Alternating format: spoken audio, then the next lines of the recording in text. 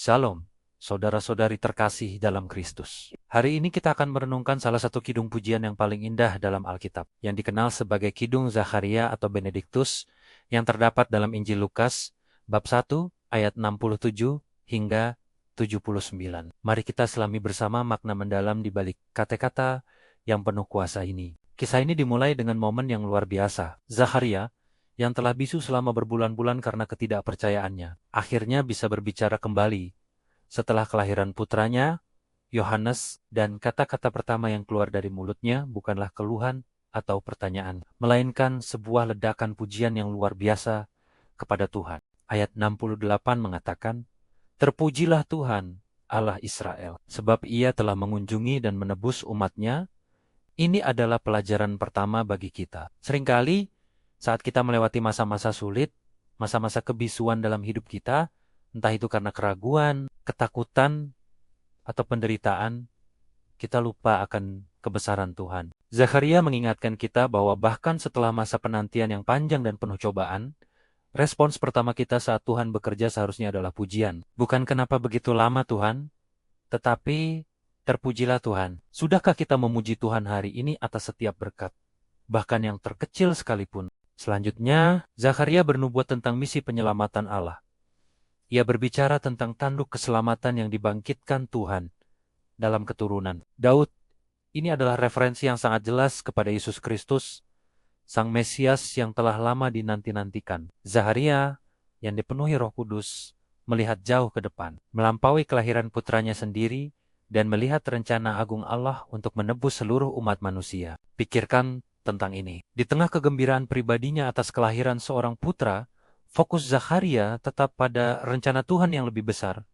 Ini adalah tantangan bagi kita. Dalam sukacita dan berkat pribadi kita, apakah kita masih mengingat gambaran besar kerajaan Allah? Apakah kita menggunakan berkat kita untuk memuliakan namanya dan menjadi saksi bagi karya penyelamatannya di dunia? Kemudian, kidung ini beralih ke peran putranya, Yohanes. Zakharia berkata, "Dan engkau, hai anakku, akan disebut Nabi Allah yang Maha Tinggi, karena engkau akan berjalan mendahului Tuhan untuk mempersiapkan jalan baginya."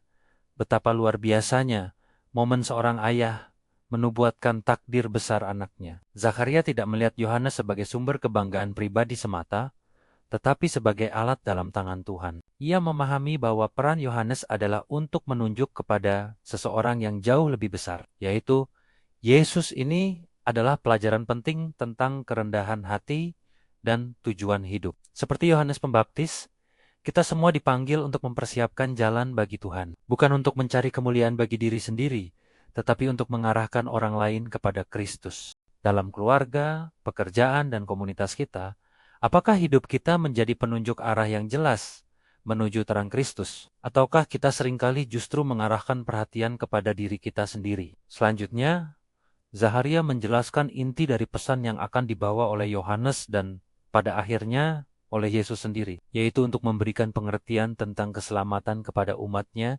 berdasarkan pengampunan dosa-dosa mereka. Inilah jantung dari Injil.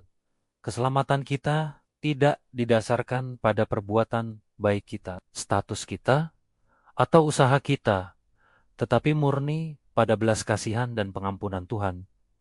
Terkadang kita bisa terjebak dalam pemikiran bahwa kita harus cukup baik untuk Tuhan.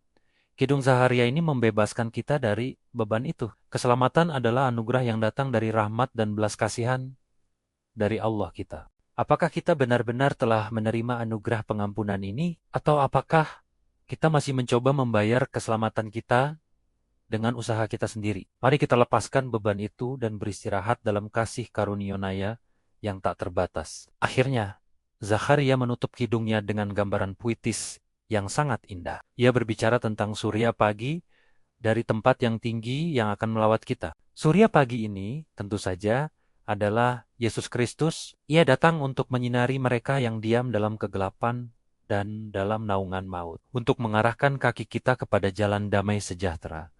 Betapa kuatnya gambaran ini. Sebelum Kristus datang, dunia digambarkan sebagai tempat yang gelap, dingin, dan penuh ketakutan akan maut. Tetapi Yesus datang sebagai fajar yang merekah, sebagai matahari pagi yang menghalau kegelapan, memberikan kehangatan, harapan, dan terang. Dia tidak hanya menunjukkan jalan, tetapi dia sendiri adalah jalan damai sejahtera itu. Mungkin saat ini ada di antara kita yang merasa sedang berada dalam kegelapan dan naungan maut. Mungkin Anda merasa tersesat, putus asa, atau terbebani oleh masalah.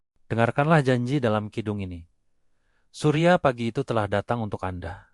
Yesus Kristus ingin menyinari hidup Anda, menghalau ketakutan Anda, dan menuntun langkah Anda menuju jalan damai yang sejati. Damai yang bukan sekadar tidak adanya masalah, tetapi damai di tengah badai, karena kehadirannya. Jadi, dari Kidung Zaharia ini, kita belajar untuk memulai hari dengan pujian, untuk melihat rencana besar. Tuhan di balik berkat pribadi kita, untuk hidup dengan tujuan mempersiapkan jalan bagi Kristus untuk bersandar pada anugerah penggampunannya, dan untuk membiarkan terang Kristus Sang Surya pagi menyinari setiap sudut gelap dalam hidup kita dan menuntun kita kepada damai sejahtera. Ini bukanlah sekadar puisi kuno. Ini adalah undangan bagi kita semua hari ini untuk mengalami realitas yang sama yang dinyanyikan oleh Zakharia, realitas di mana Tuhan mengunjungi Yumat Naya, menebus kita dari dosa, dan mengarahkan kita ke jalan damai. Mari kita ambil waktu sejenak untuk merenung. Area mana dalam hidup Anda yang perlu disinari oleh surya pagi? Bagaimana Anda bisa menjadi Yohanes Pembaptis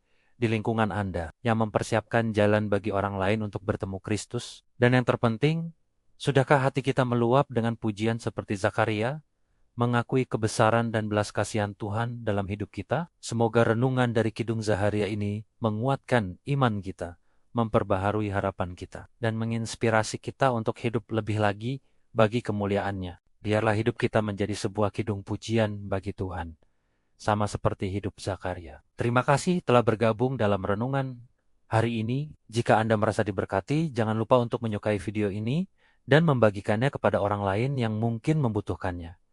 Sampai jumpa di video selanjutnya. Tuhan Yesus memberkati.